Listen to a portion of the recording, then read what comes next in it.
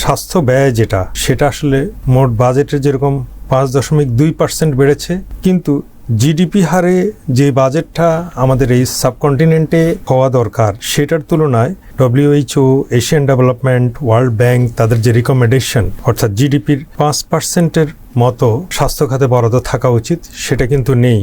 Thailand 5.2%, Vietnam 4.6%, Sri Lanka 3.8%, Malaysia 4.1%। এই budget জনগণের যে পকেট এক্সপেন্ডিচার হচ্ছে বেশি, স্বাস্থ্য খাতে বরাদ্দটা জিডিপির আরও বেশি হওয়া উচিত। আগে স্বাস্থ্য বাজেট ছিল জিডিপির 0.58%, বর্তমানে এটি 1.01% বলা হয়।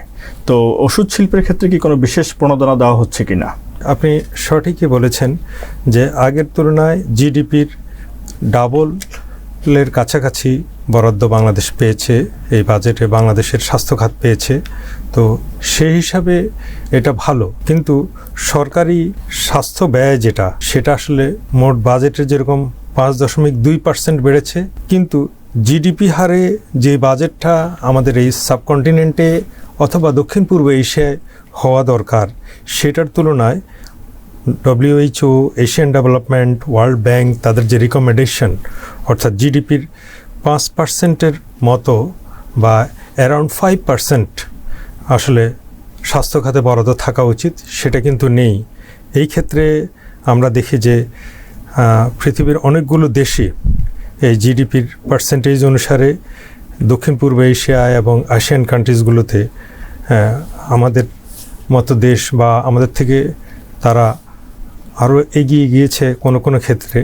সেই ক্ষেত্রে আমরা মনে করি যে আমরা অনেক পিছিয়ে আছি। যেমন আমি বলবো থাইল্যান্ড 5.2%, ভিয়েতনাম 4.6%, শ্রীলঙ্কা 3.8%, মালয়েশিয়া 4.1%।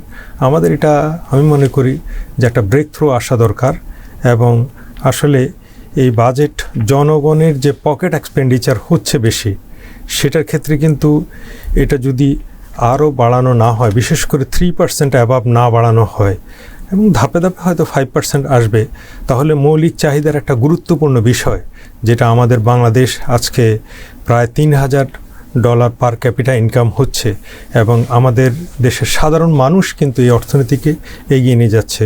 বিশেষ করে আমি বলবো যে আমাদের যারা রেমিটেন্স যোদ্ধা আছে তাদের বিশাল রেমিটেন্স প্রবাহের কারণেই কিন্তু অর্থনীতির একটা উল্লেখযোগ্য সমৃদ্ধি।